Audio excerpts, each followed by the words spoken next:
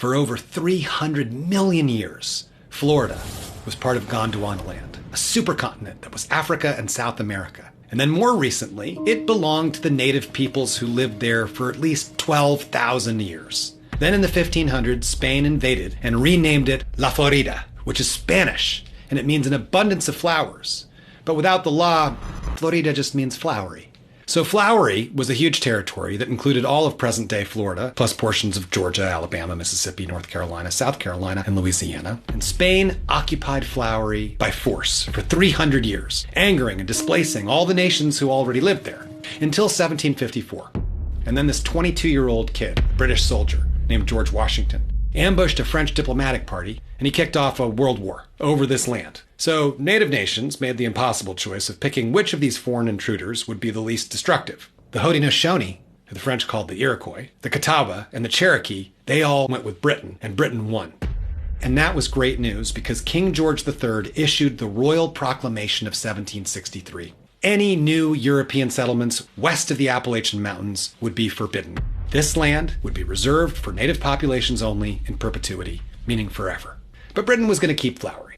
20 years later, the British colonists revolted against their king and massacred their former native allies. Britain abandoned flowery, giving it back to Spain. And all three superpowers continued to violate treaties with the people who'd lived here in the first place for 12,000 years. Then 25 years later, President Jefferson and Secretary of State James Madison decided to purchase the entire middle of the continent west of the Appalachians from the French who'd just taken it from Spain, doubling the size of the newly united and formerly British colonies.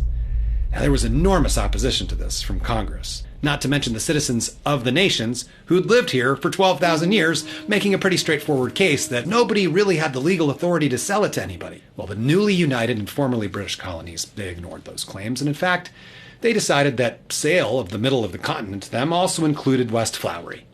Formerly British and now independent slavers began invading, sending slave hunters to raid black Seminole villages. Spanish flowery ceased to exist in 1821, when Spain ceded control to the newly United States. And then 84 years later, in 1904, a family of migrants fled the monarchy of Italy and arrived in Pennsylvania looking for jobs and opportunities. 74 years later, their great-grandson was born in Flowery.